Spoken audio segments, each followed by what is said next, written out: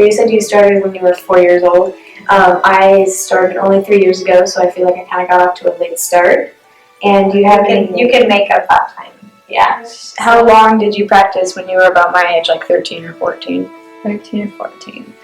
Probably 3 to 4 hours a day.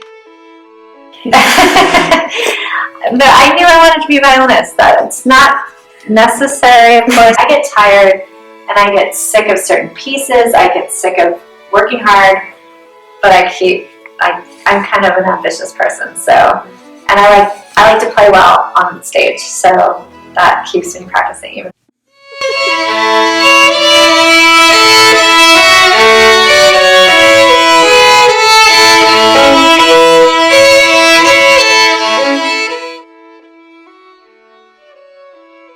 I either practice with them when they're young. I practice with them when they're younger, and then my older two now are practicing on their own. But I make sure they get it done. Like I yell at them to go practice from the other room when I hear them stop. And I say, you should be practicing, you go practice now, and so I keep them going. Personal experience.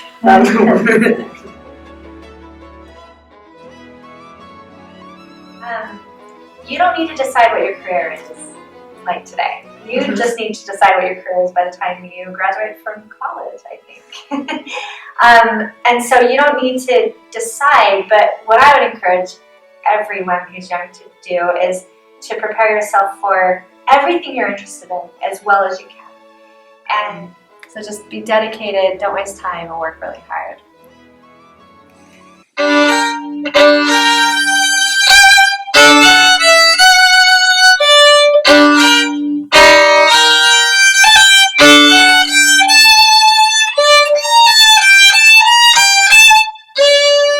So I play for the Youth Strings Orchestra for Fort Worth, and I want to upgrade to one of the higher orchestras, but they have their rehearsals on Sunday nights. And so I was wondering, how do we balance our God-given talents and still keep the Sabbath day holy? Really good question. Because so many things, especially artistic things, happen on Sabbath.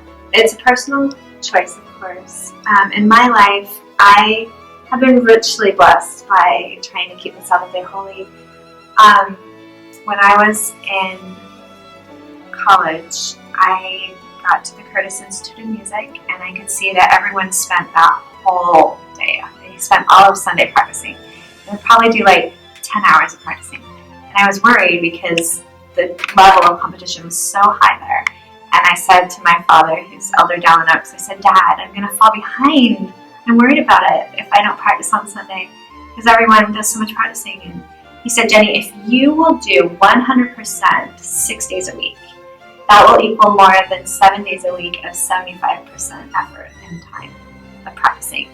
And so I put that to the test. In my 4 years at Curtis, I practiced 100% of the time. I mean, I practiced morning till night as much as I could on Monday through Saturday.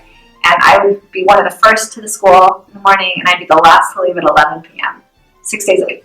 And then on Sunday, I didn't practice, and I didn't think about it. I just completely put away my violin, and I didn't get it out till Monday morning. And Monday morning, I was ready to go again. I was excited to practice, and well, maybe not excited, but I was rested up enough to practice. I saw my colleagues who'd spent all day Sunday practicing dragging on Monday morning, and I didn't. I was super healthy and was blessed emotionally and musically and spiritually and mentally, and because I did keep the Sabbath day holy. And I think we can apply that to all of our lives, to homework, to anything that's our work. If we take that day off, it's a huge blessing in our lives. And as far as extracurriculars, I would personally encourage my children not to do those orchestra rehearsals on Sunday night because it might interfere with your spirituality. It will interfere definitely with family time, which is so important and so sacred. But that's, of course, a personal decision.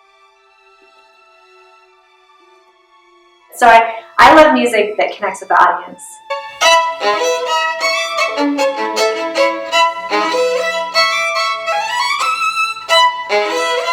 Have you ever felt the Spirit take over when you were playing a religious or spiritual piece on the violin?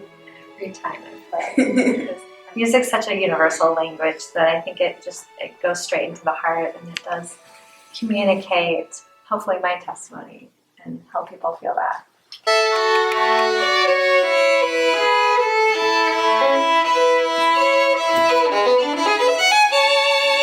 So bad! Maybe not very silly, but it's true.